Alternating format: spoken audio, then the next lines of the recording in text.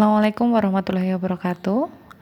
Bagaimana kabarnya Bapak Ibu semua? Apakah kemarin lancar dalam uji komprehensifnya? Semoga senantiasa diberikan kemudahan dan kelancaran dalam setiap aktivitas PPG dalam jabatan 2023 ini ya. Baik, pada pertemuan kali ini saya akan men-sharingkan terkait dengan praktik pembelajaran inovatif, tepatnya di langkah ke-8 pelaksanaan rencana aksi dan evaluasi. Jadi kita sudah sampai di langkah ke-8 Bapak Ibu setelah uji komprehensif. Apabila dinyatakan lulus dan mungkin ada yang rebidi tapi lulus, itu nanti akan langsung melaksanakan praktik pembelajaran inovatif, yaitu implementasi dari langkah ke-6 dan ke-7 yang telah kita lakukan sebelumnya. Nah, di praktik pembelajaran inovatif ini sebenarnya ada dua langkah, ada langkah ke-8 dan langkah ke-9. Dan hari ini kita akan fokus dulu ke langkah ke-8 terkait dengan pelaksanaan rencana aksi dan rencana evaluasi. Untuk langkah ke-8 ini, Bapak Ibu, kita diberikan 13 hari dengan 91 jam pelajaran, hari ke-14 hingga ke-26.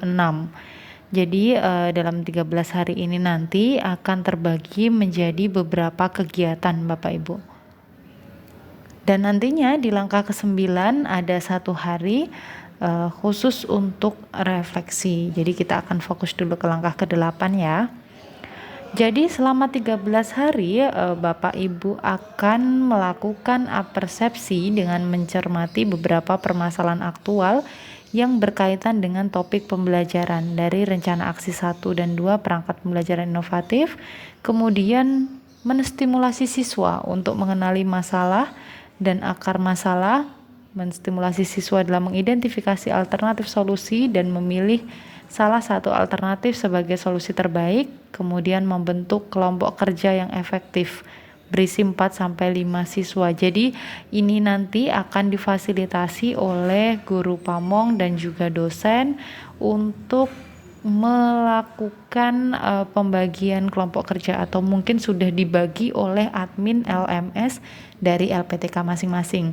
Kalau di UM sudah dibagi kelompok kerjanya 4-5 orang, dan nantinya pada hari pertama, yaitu hari ini, akan dilakukan persiapan atau pengantar sebelum besok dilaksanakan PPL.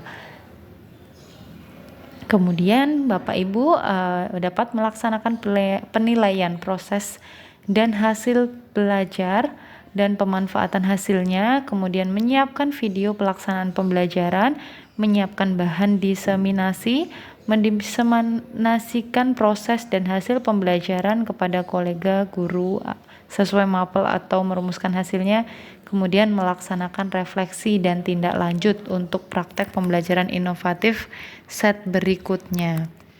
Jadi kalau kita breakdown ini menurut slide yang ada di PPL ya, kita sudah pernah mengikuti pengantar di awal, dan di sini arahan dari Kemendikbud Ristek di hari ke-14 sampai ke-26 nanti mahasiswa maupun dosen dan guru pamong memiliki tugas masing-masing.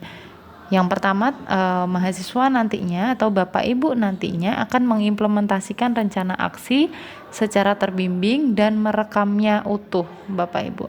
Kemudian melaksanakan penilaian proses dan hasil belajar assessment for learning dan assessment as learning dan assessment of learning. Jadi selama Bapak Ibu mengimplementasikan rencana aksi nantinya atau melakukan PPL, melakukan sesi pembelajaran dengan peserta didik yang ada di sekolahnya masing-masing, nantinya dosen beserta guru pamongnya akan sit in di situ dan akan ditunjuk observer dari mahasiswa lain, mahasiswa PPG lain, yang tugasnya nanti mengobservasi dan mereview pelaksanaan penilaian proses dan hasil belajar. Jadi sit in di kelas Bapak Ibu, memantau, dan nantinya di akhir ada refleksi. Itu nanti akan dibahas bersama-sama bagaimana refleksi dan juga evaluasi dari pembelajaran yang telah Bapak Ibu lakukan. Kemudian Bapak Ibu juga akan menganalisis hasil penilaian atau proses atau hasil belajar siswa dan merumuskan rencana pemanfaatan hasil penilaian. Jadi setelah nantinya Bapak Ibu melaksanakan implementasi yang kemarin sudah dibuat atau RPP ataupun modul ajar itu, kan Bapak Ibu juga memiliki pretest, post-test ataupun evaluasi terhadap siswa. Nah, itu nanti Bapak Ibu analisis bagaimana hasil penilaiannya. Kemudian tugas selanjutnya adalah Bapak Ibu mengedit rekaman video pembelajaran yang tadinya full itu menjadi berdurasi 20 hingga 30 menit yang berisi kegiatan pembelajaran secara komprehensif, artinya dari awal, inti hingga bagian akhir harus ada semua Bapak Ibu, yang nantinya Bapak Ibu edit sedemikian rupa dengan kreativitas dan tentunya mencangkup 3 tadi ya, 3 dari awal, kegiatan awal, inti, dan penutup. Itu bisa Bapak Ibu tambahkan teks ataupun informasi di video Bapak Ibu. Yang penting durasinya sekitar 20 hingga 30 menit. Nah, di situ nanti ada juga peran dari dosen dan juga guru pamong membimbing Bapak Ibu untuk melakukan analisis hasil penilaiannya terhadap siswa dan juga merumuskan rencana pemanfaatan hasilnya, dan nantinya dosen dan guru pamong juga mengarahkan Bapak Ibu bagaimana mengedit video pelaksanaan yang berdurasi 20 hingga 30 menit tersebut. Nah, yang perlu Bapak Ibu saat ini lakukan di hari pertama dalam langkah ke-8 ini adalah memastikan bahwa perangkat pembelajaran Bapak Ibu sudah lengkap dan sudah fix akan dilaksanakan. Apabila yang kemarin baru mengetahui perubahan RPP ataupun ada perubahan gitu ya setelah uji komprehensif, harap dipastikan terlebih dahulu. Kemudian di hari pertama ini Bapak Ibu juga akan mendapatkan atau mengusulkan, tergantung bagaimana nanti dosen dan juga guru pamong membawa di kelas pengantar ini, yang pasti luarannya adalah jadwal praktek mengajar dari kelompok Bapak Ibu, sehingga nantinya dosen dan juga guru pamong serta observer dapat rata, istilahnya rata untuk sit in atau datang ke kelas Bapak Ibu. Kemudian Bapak Ibu juga harus memastikan bahwa peralatan untuk merekam aktivitas di kelas itu lengkap Bapak Ibu. Jadi jangan sampai besok pelaksanaan PPL itu masih bingung kita mencari kamera, kemudian kita tidak punya skenario apakah kameranya dari depan ataupun dari belakang. Jadi benar-benar harus disiapkan Bapak Ibu, karena nantinya kan laporan PPG ini adalah berupa video. Jadi video merupakan aset penting dan aset utama nantinya yang akan Bapak Ibu unggah di LMS. Kemudian Bapak Ibu jangan lupa menyiapkan tautan atau link dari pembelajaran yang Bapak Ibu usulkan di jadwal tadi. Jadi harapannya nanti dengan link tersebut kan guru pamong, dosen dan juga observer bisa join, atau mungkin dari admin LMS sudah menyediakan, maka Bapak Ibu bisa menggunakan link tersebut. Jika tidak disediakan oleh admin LMS PPG, maka bisa dibuat sendiri Bapak Ibu. Nah, kalau merujuk di LMS ini praktik namanya setelah di sebelahnya uji komprehensif ada 1.3, yaitu praktik pengalaman lapangan. Nah, di praktik pengalaman lapangan ini kan terdiri dari pelaksanaan rencana aksi dan rencana evaluasi, serta yang satunya 1.3.9 gitu ya. Yang akan kita fokuskan hari ini adalah di 1.3.8.